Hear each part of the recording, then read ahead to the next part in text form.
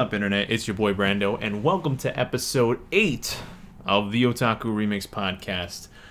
I'm joined again by my good friend and co-host, Christopher House. How you doing?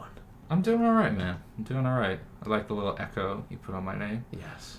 And, I'm excited. Are you?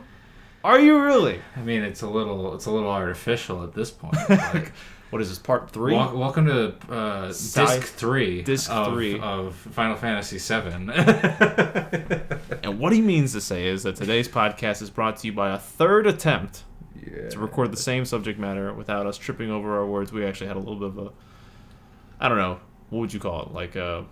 I don't know. It was a little bit of just a brain fart. So, the subject matter, of course, is the Mamoru Hosoda breakout film from 2009, Summer Wars. We're doing a nice little review for you guys today. Mm-hmm. We decided that in between the projected red line review that we kind of cast off into the next 2 weeks that we'll be doing eventually, we decided to do another film review since we had so much fun with Broly.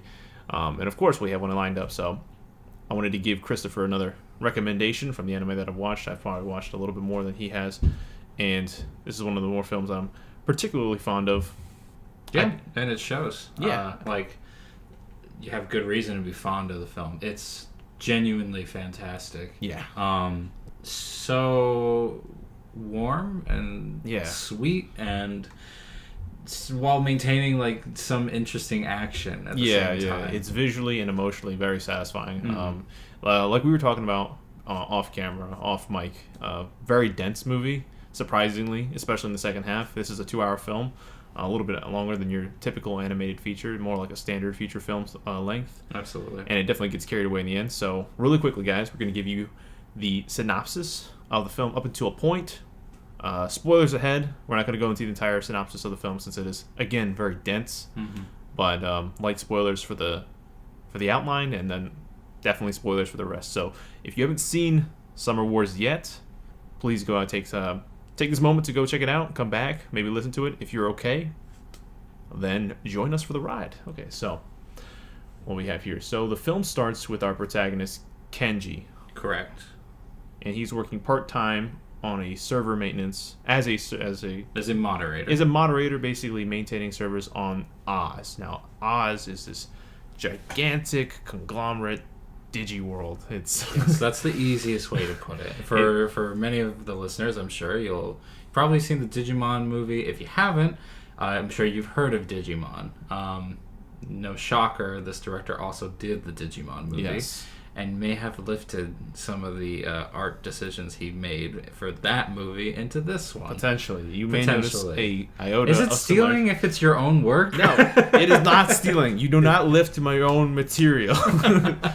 It's like Michael Jordan did not steal his own slam dunks for future use. Yeah, but no, it's a fantastic. Oz is imagery-wise very similar to how Digimon portrayed the internet. Yes. But yeah, Oz is basically a fictitious version of all social media, all economic and political infrastructure online, all video games, all put into one platform where everybody has a digital avatar and you can go basically do anything you want. Yeah. Just a representation and of through that. Almost any interface. We see it through cell phones, through regular landline phones, not the dial-up ones, but you know what I mean. Through computers, stuff like that. It's basically the internet connected through a physical representation. Exactly, a huge amalgamatory thing that just encompasses all the digital interfaces in our lives. Mm-hmm. And so Kenji, the protagonist, a young high school boy, is a part-time maintenance. He's working a part-time job in the summer, which this film takes place in. Mm-hmm. Maintaining the service there when suddenly barging into his and his friends, who's also doing the same job, sweaty room at their high school, I assume, is the popular girl, beautiful girl in high school at their class, their senpai, Natsuki-san. Mm-hmm. And she demands that one of them, she's trying to find somebody to take up a part-time job of her own that she's trying to hire somebody for. Kenji jumps at the opportunity, and the job is simply to go on a 4 or 5 day vacation with her to the countryside to meet her family. We've all been there. Yeah. Random girl asks us to spend a few days with her and her family. You know how it is. Yeah. And naturally, Kenji, of course, takes up this position. Absolutely. As anybody interested would. And lo and behold, there were some details of this job description left unspoken. Yes, so as he gets dragged over to the countryside, he meets more and more of Natsuki's family, which he quickly learns is a large conglomerate, a very big, the Jinochi family, a large old family that's been around for 16, 17 generations, and he is taken to the family estate, a large mansion in the countryside, where everybody's gathering for great-grandmother's birthday. Yes. The matriarch of the family, Sakai, it's her 90th birthday, and so everyone's planning the gigantic birthday festivities, and Natsuki would like to introduce, Natsuki's purpose, this part-time job that she's hired Kenji for, so to speak, is revealed when she introduces Kenji to his great-grandmother. Her great-grandmother. Yeah, her great-grandmother, thank you. And she introduces Kenji as her boyfriend, to his surprise. Dun, dun, dun. Oh my god. This has a lot of meaning behind it. Basically, after the first meeting, Natsuki explains, I've promised my grandmother that I'd have a boyfriend, and I'll show him to you before you pass away. Yeah. And this is her chance. Yep. Of course, she also adds to the lie saying that Kenji is a Tokyo University graduate. Yep. Tokyo University being one of the most prestigious schools in all Japan. Yeah. She's a whole backstory lined up. And none of it's true. Yeah. At all. It's that he's a Tokyo U grad, that he studied in America, that he's from an old and wealthy family. So she basically kind of created this whole facade for him, and she asks that he maintain it for just a few days, and then they can go back to being normal acquaintances. Yes. And so he tries to keep up with it, to his... even despite his cowardice. One of the interesting moments in the film is, so you learn about that after the fact. In the moment when he's surprised and Grandma is testing him, she asks, she mad dogs him down. She's an OG, and then tries to see if he's willing to break. And she says, are you really willing to make my granddaughter happy, even if it kills you? And stares it down. He says yes. It's a tepid yes, but he says yes. And after glaring at him, she accepts.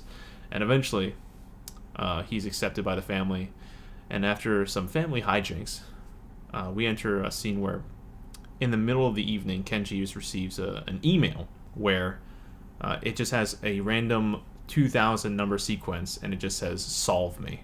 Kenji, being a math nerd, which we didn't really reiterate, he is actually, the runner-up representative for the Japanese Math Olympics? Yes, the almost Japanese Math Olympics rep. Quite the title. Yes. Which Kenji holds himself to. It's a very he's very disappointed in himself. It's very symbolic of his overarching standing character. Yeah. But upon receiving this mysterious challenge, he works through the night and solves the riddle, the math problem. Submits the answer, gets a pop up, thinks it's nothing but a joke. Little does he learn by the morning that he's basically submitted the security code. Or a classified security code for Oz, and he's released an experimental AI out onto the Oz web called Love Machine. Yes. Kenji's been had twice within a 24-hour period. One by Natsuki. One by Natsuki. And the other by this mysterious AI. Yep. It is... unfortunate, to say the least. Quite the circumstance. But yeah. And that's basically where the film takes off, where Love Machine starts to wreak havoc on Oz, causing a lot of problems logistically for everybody, since Oz is intertwined with everything in society. The damage that it does continues to snowball, and the hijinks ensue from there. Mm-hmm. So I guess we'll start with some of the moments from the film. I mean, this is a very dense film, like we said. Mm-hmm.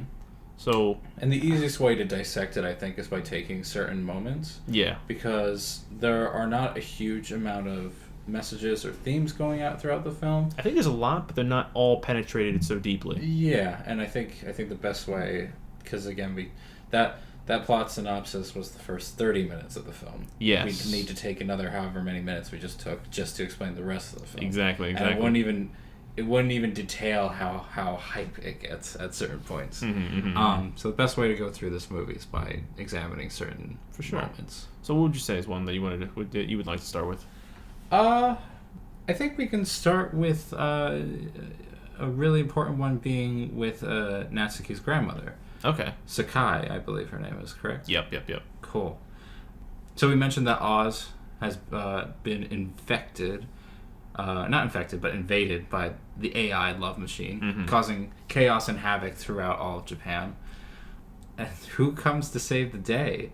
Not Kenji, because Kenji doesn't know what to do. He's unleashed this monster, and he doesn't have access to his avatar anymore, and there's nothing they can do. Yeah. Lo and behold, the solution is not through Oz, but through people actually getting their shit together. Through analog.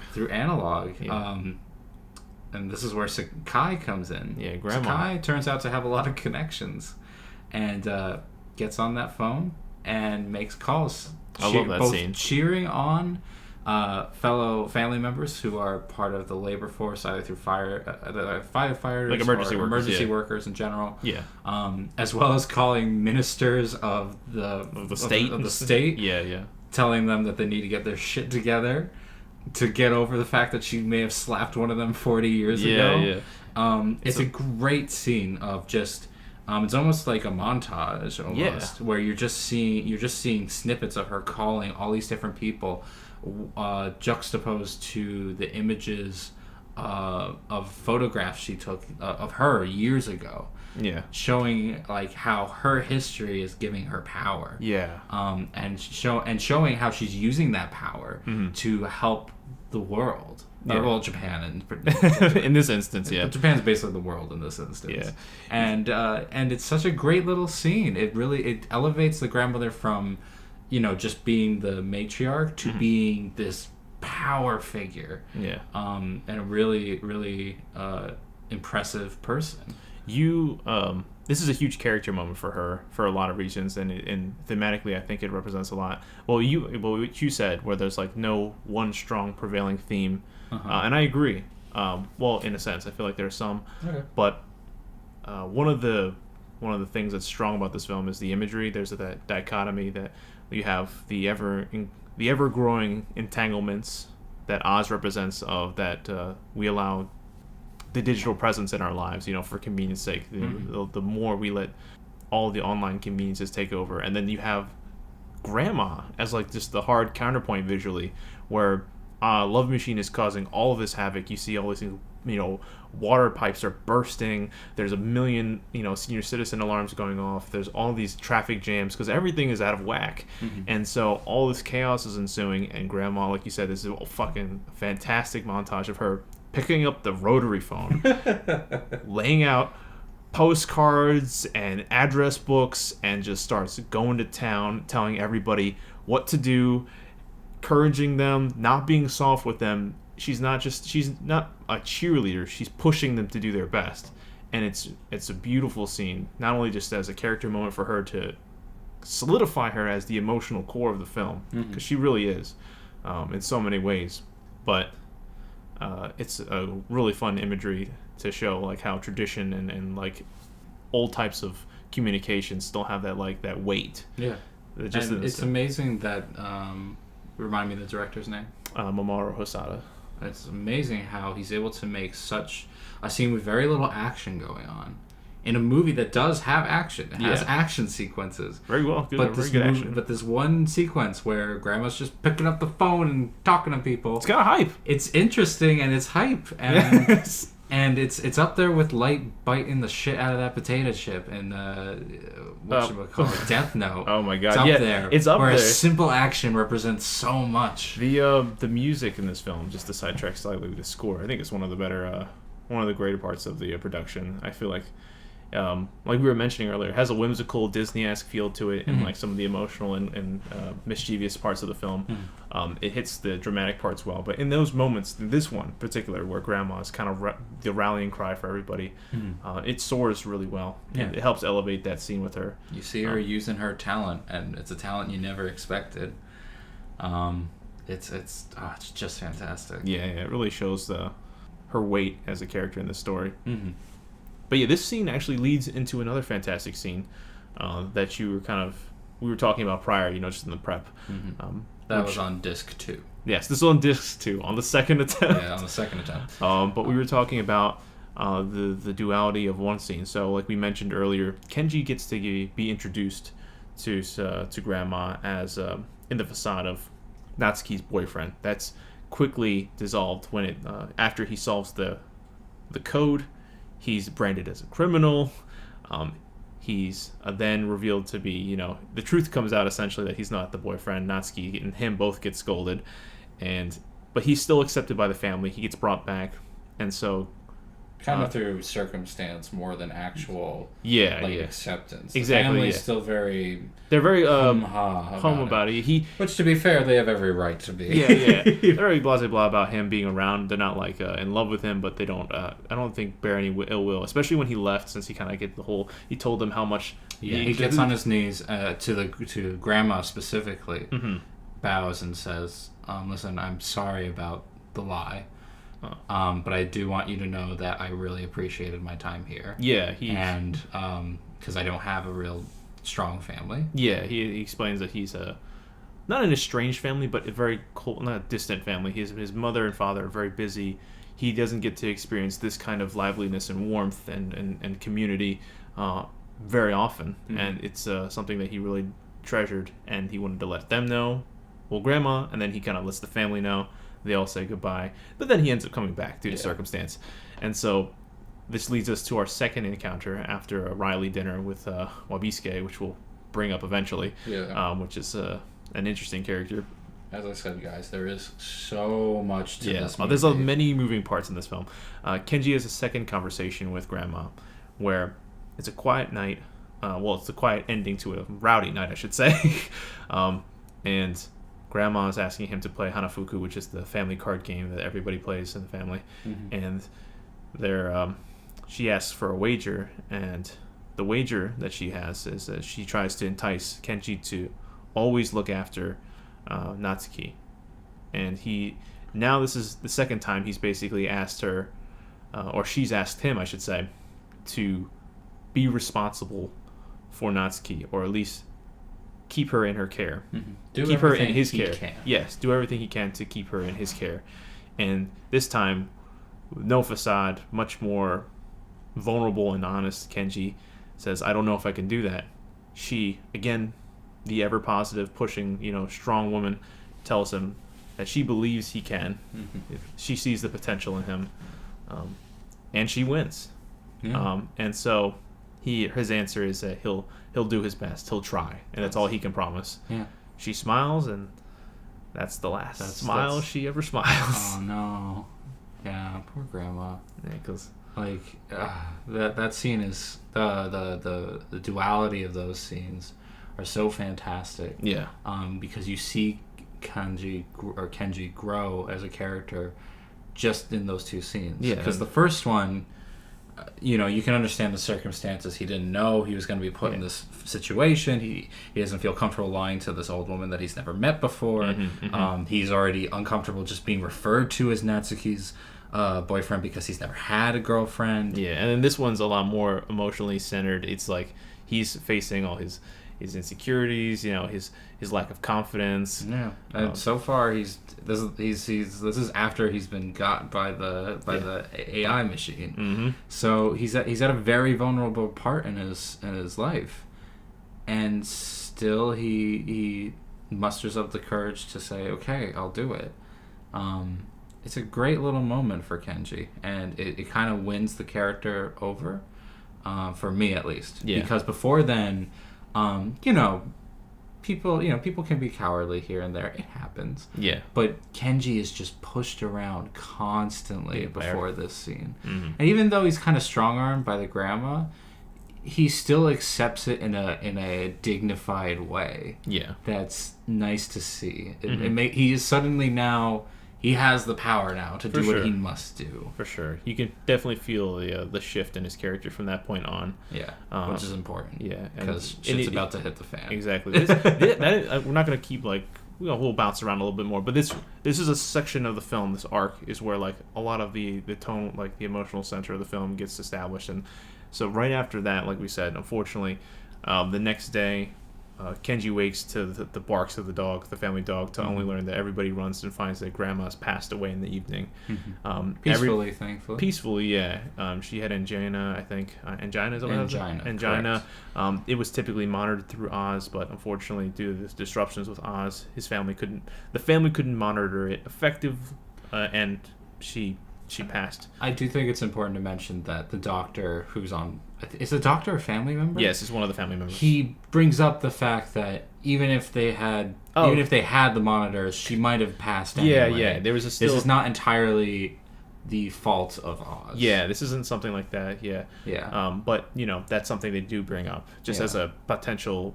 Just an extra. X factor. Knife in the side. Yeah. So everybody, Sakai, grandma, she's the center of this family, the rock. And so everybody's extremely distraught when it happens. So there's a quiet scene in the open air part of the mansion. Everybody's just kind of sitting, dealing with grief, and it kind of eventually pans to a shot of Natsuki and Kenji sitting next to each other, where Natsuki, up until this point, actually, a little bit of an absentee character in the plot. She's important without a doubt, but she's a side character. But we do see who she is. There was enough, especially through her actions. She's very mischievous. She's a troublemaker. She's mischievous. She's a little bit of she's not to the point of Wabisuke. She's not to the point of where she's a black sheep in the family. No, but she definitely idolizes that. Absolutely, and she's quite the charmer. Yes. That's how she gets people to do what she wants wants them to do. But you have the feeling she does it because she does it for good-hearted reasons. Yeah. A perfect example being the reason why she needed Kenji to be there. I mentioned it earlier that she had made a promise. I think I did. Oh God, maybe that was lost to time. No, you did. Okay, good. Yeah, you good. So she made a promise to her grandmother that Natsuki would have a boyfriend before her grandmother passed away. Yeah, that she would show it to her. She would show him off. And lo and behold, turns out the last thing she does for her grandmother is lie to her face, bring this wanted criminal as opposed to a stand-up guy. And even though I don't think it affected the grandmother all that much, she seemed unfazed by it. She mentions to Kenji. Yeah, very much so. I'm not surprised. This is what Natsuki does. Yep. I'm sure that weighs on Natsuki's heart. Yeah, we talked about how we feel like there's a strong narrative theme of responsibility through this film, and I feel like with Natsuki's character up until this point, it's subtle. It's a subtext, but it's an interesting idea to think that her obligation. She brings Kenji into the family out of responsibility to show grandma her boyfriend, because she wanted to obligate to satisfy her. Yeah, satisfy that obligation to show that boyfriend, her promise. And so she fails, and now grandma's dead. Yes, it is. It's not brought up again. This is not one of those movies where the characters will re-mention their motivations. Yeah, this is something something that we're reading into very much so. Yeah. I think it's definitely valid. But you can read it on her face. Exactly. And so this brings us back to the scene that Brando brought up. Where they cut to that shot of Natsuki and Kenji, and Natsuki is just, she's crying. She's on the brink. Yeah, she's tearing, but she isn't broken yet, and she just quietly asks them to make them stop, referring to the tears streaming down her face.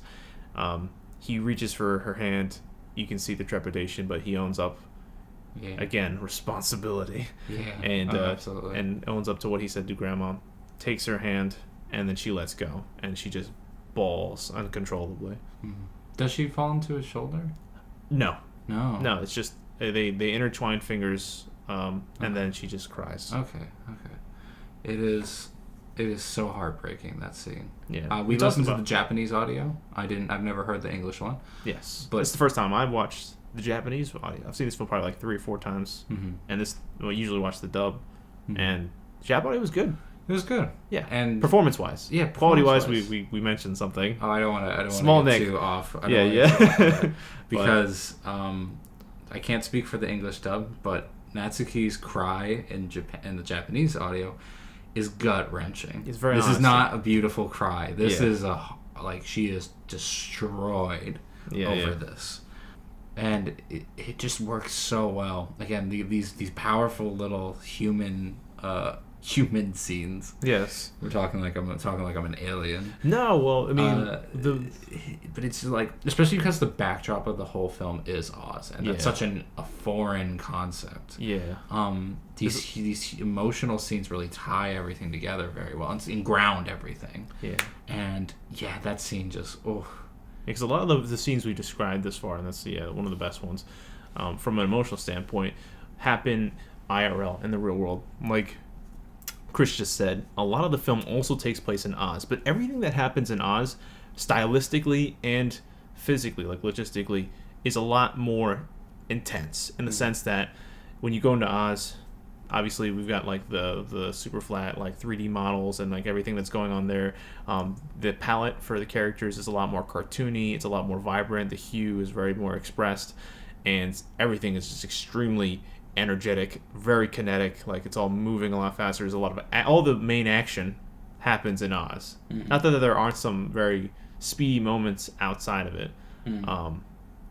But like the best action scenes obviously are going to happen in the virtual world for this. And it balances itself really well. Between the two, this movie has a lot of parallels, not only between Oz, parallel imagery between Oz and the real world. It utilizes an ongoing baseball tournament to represent conflicts. Mm-hmm. There's a lot of interesting imagery that the film employs.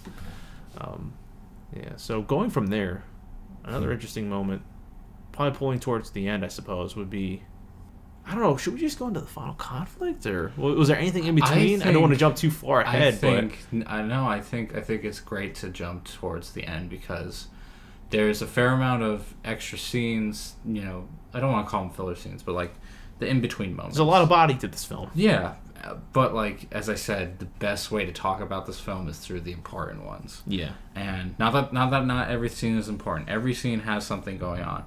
But if we talked about that, we'd just be rehashing the movie. And there'd be no point to seeing it. And you need to see this. You need to see this movie. Yeah, it is an experience. Yeah. So this is definitely a recommendation, as well as a review. Yeah. But running toward that scene I want to refer to. So towards the end, the emotional climax and the physical climax of the film, after a failed attempt to trap and ensnare Love Machine due to the idiocy of some of the family members, they're left with in a moment of despair. The family is fractured. Not only is like they're arguing amongst each other, doing different things. There's a moment where Natsuki happens to find the will of their just recently departed grandmother, great grandmother.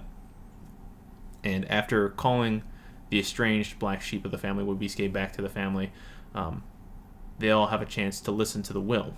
And basically it entailed two things mainly.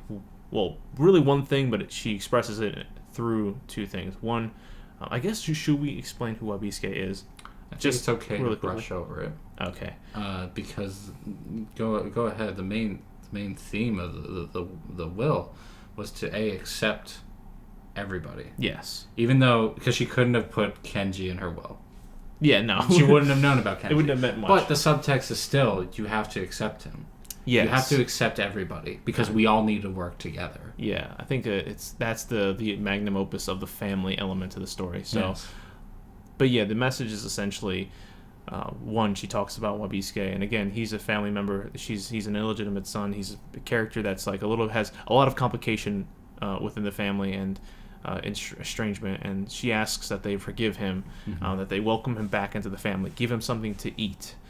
Specifically, is the words she used. Yeah. And then she says that because family is the most important thing, and that to eat alone and to be alone is the worst thing that anyone can experience. So always remember to stick together and eat together. And so despite the fact that they're potentially facing like nuclear fallout and like a lot of global implications, Love Machine has really gotten out of control at this point. They decide to have their little last supper. They literally grab all of the food. Everybody takes a minute, and they just start chowing up. It's a beautiful little scene where the family reforms around Grandma's beautiful message of family, and get a chance to game plan for one final showdown. Yeah, one final showdown with Love Machine.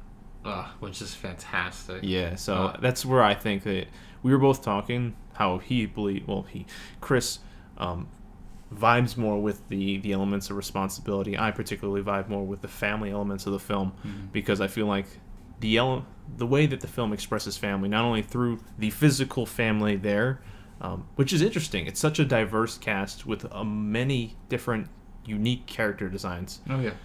Yet the family kind of feels like a coalesced one character at times. Yeah.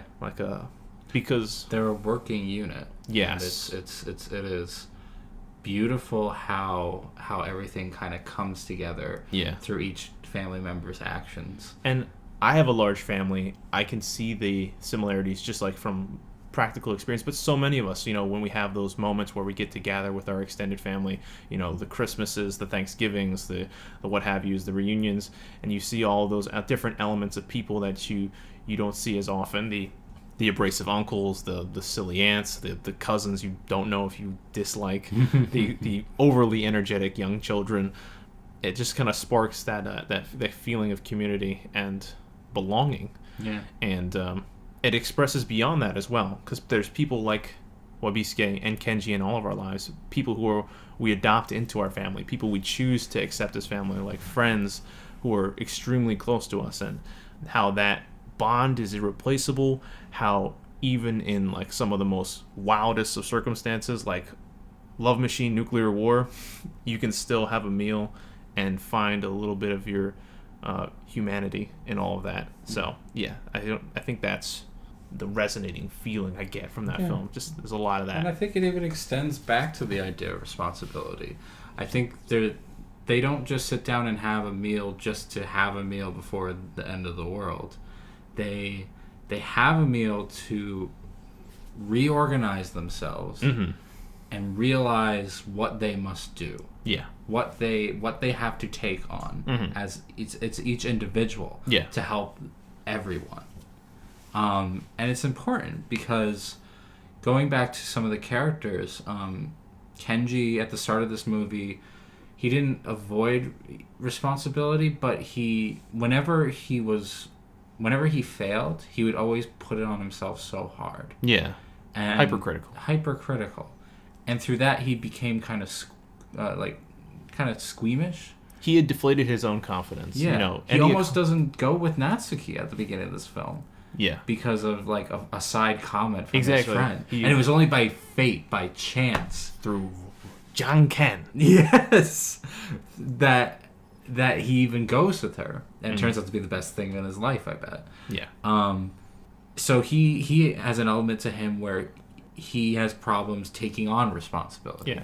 Natsuki has an issue of dealing with the responsibility of bringing home an acceptable boyfriend, and so she just fabricates it. Yeah, she lies. She struggles because she's so cavalier. He struggles because of the deep shame, and that's why not the shame, but like the lack of confidence he's always had due to his own like unhealthy cycle. Yes. And that's why he makes for such a good his story. Kenji's arc makes for such a good coming of age story, which is always centered in like responsibility and accepting that when it's thrust upon you. Yeah, and so when we have this moment of crisis, when we have near the end of the world, you see all the characters' faces make a similar face to Kenji, where they go, or what Kenji does in the beginning, where they just go, what are we gonna do?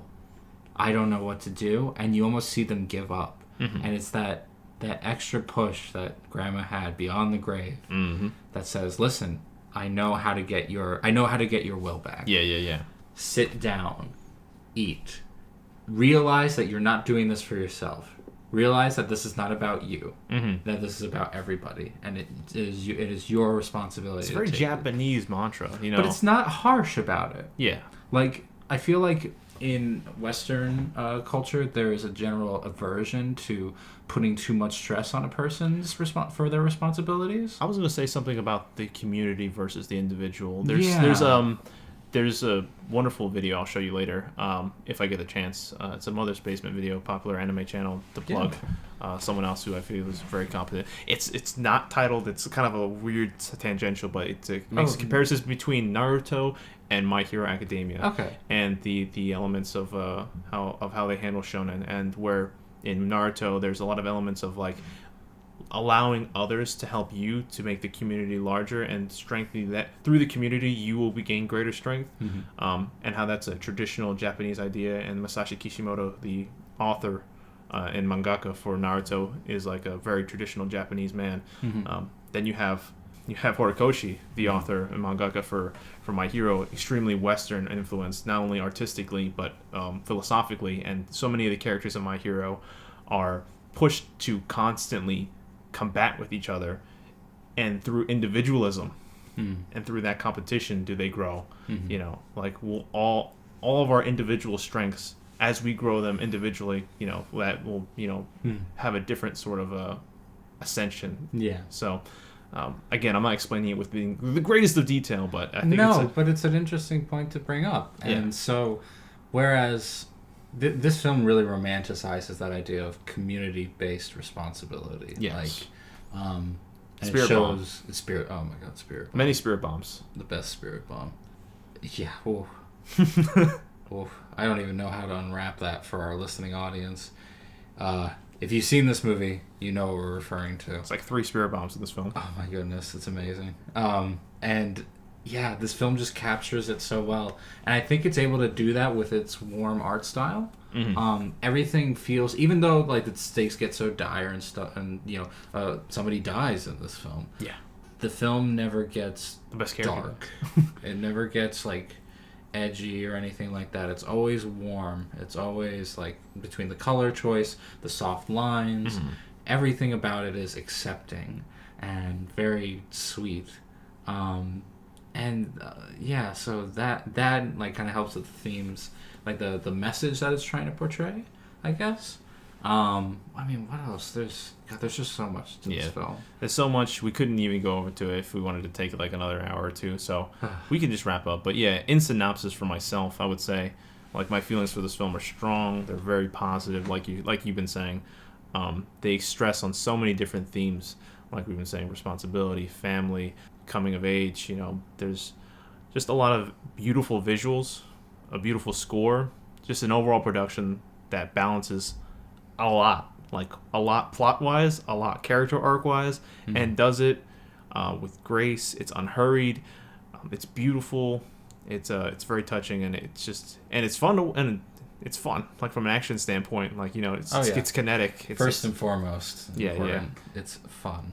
So it's always enjoyable to watch, and so and it has incredible rewatch value. Again, it's like my 4th time watching it, and that's what there's something about rewatchability that I feel is incredibly important when you kind of quantify how much you really enjoy a film. You can really tell when you want to rewatch a movie, because even films that are stringent and like kind of like on your knowledge of the plot, like if you watch a film with an incredible twist, like The Prestige or whatever from Christopher Nolan, and you know, Seven or whatever, sometimes you can feel a little bit deflated when you know things ahead of time. But despite that, sometimes you still go back because of the emotional resonance you had with the film the first time. Or other things like this. Like this movie is like a vibe. This movie is like a positive uplift. Just like, if you ever feel like you're a failure, that you've messed up, and that there's no coming back from what you've done, watch this movie. You're a rock star. Get your game on. You have a purpose. You have to find it, and sometimes your family will help you find it, or your community, or whatever, you know. But it's there. And as long as you try your hardest, that's all you can ask. It's fucking beautiful, Chris. It's beautiful. This movie is gorgeous. So, enough gushing. We're done. We hope that you guys enjoyed our little thoughts regarding Summer Wars. Definitely give us yours. If any of you, this is almost 10-year-old. Technically, yes, it is a 10-year-old film, according to the Japanese original release, which states 2009. So let us know if any of you have gotten a chance to see Summer Wars. If so, what were your thoughts? How did you feel when you see it? Maybe you want to go rewatch it and let us know with some fresher minds. But yeah, sound off below. Like, comment, subscribe if you had a good time. Chris, thank you for being on as always. Hosting. As I said, 3rd time's a charm. 3rd time's a charm. And we'll be back for Red Line. Oh my God, I'm so excited. We're going to do that. But until then, you guys have a good day. Have a good life. We'll see you next time.